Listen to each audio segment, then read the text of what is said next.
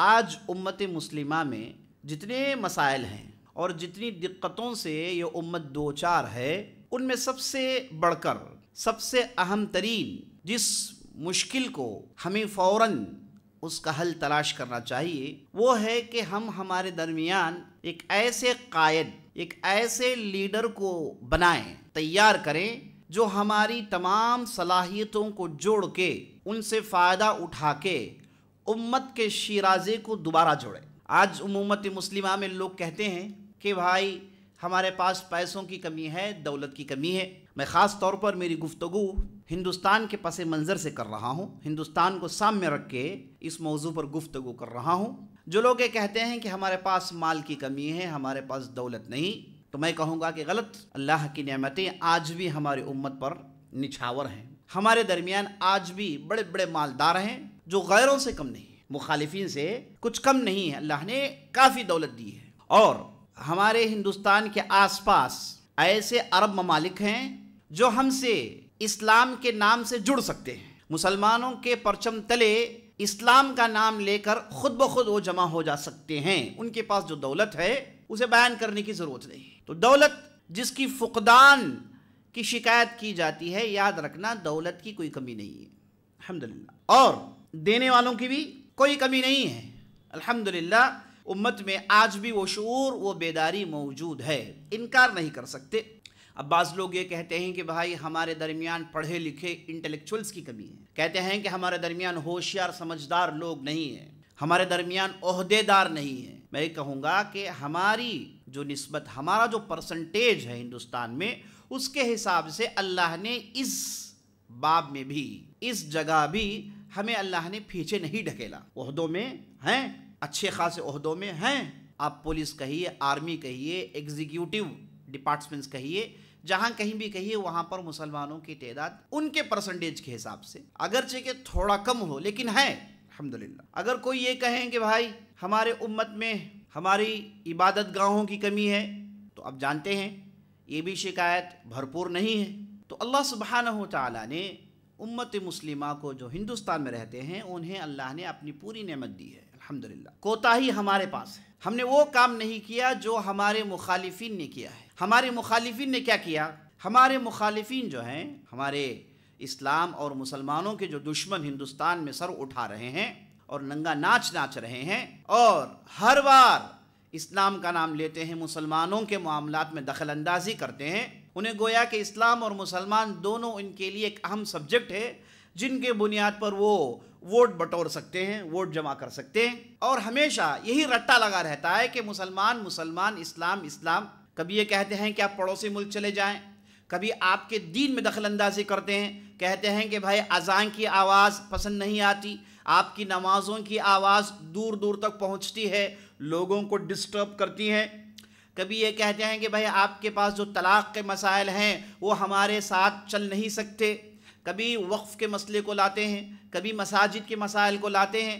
ایسے مختلف چیزوں کو لے کر ہمیشہ ہندوستان کے مسلمانوں کو ان لوگوں نے پریشان کر رکھا ہے۔ یہ جو مخالفین ہیں، یہ جو اللہ کے دشمن ہیں، اللہ کے رسول کے دشمن ہیں، دین اسلام کے دشمن ہیں، یہ اگرچہ کہ ان کے درمیان اختلافات کے پہاڑ ہیں، ان کے درمیان جتنے اختلافات ہیں وہ کسی قوم کے درمیان نہیں ہیں۔ بھائی ان کے پاس تو ان کے خدا کو لے کر اختلاف ہے، ان کی تعداد کتنی ہے اس پر اختلاف ہے، کسے مانے یا نہ مانے اس پر اختلاف ہے۔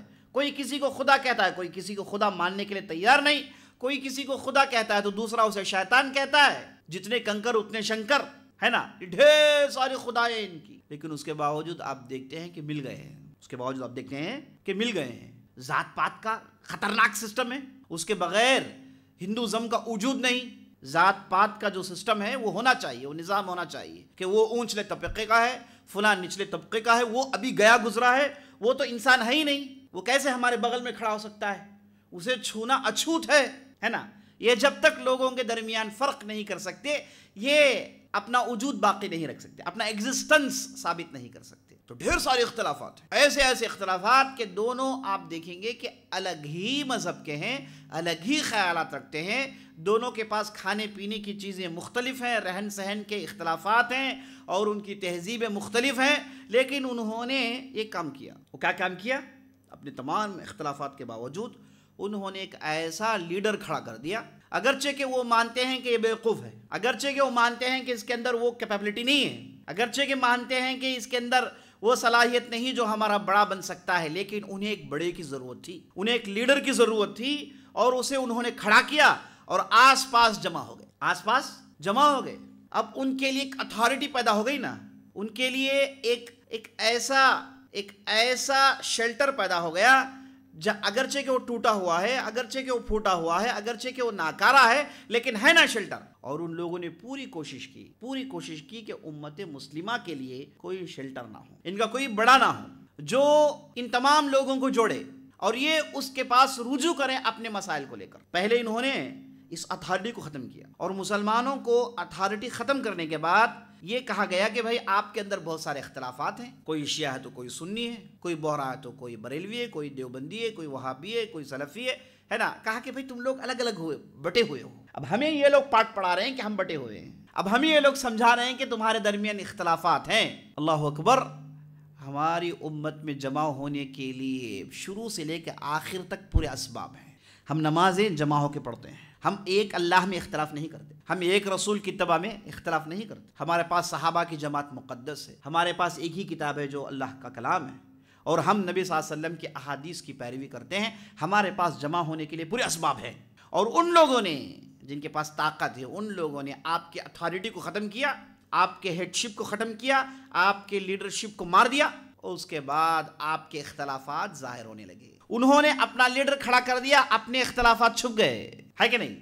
اندر کے مسائل اپنے لیڈر کے پاس جاتے ہیں، وہ علم بلم کچھ بھی سناتا ہے اور سن لیا، معاملہ ختم۔ تو جی ساتھیوں، اس پس منظر میں اگر آپ غور کرتے ہیں اور آپ اپنے فیوچر کو لے کر سیریس ہیں، اپنے مستقبل کو لے کر آپ سنجیدہ ہیں، تو آپ کو ایک اہم کام کرنا پڑے گا، وہ یہ ہے کہ آپ اپنے درمیان لیڈرشپ کی کوالٹیز اور لیڈرشپ اسے تیار کریں۔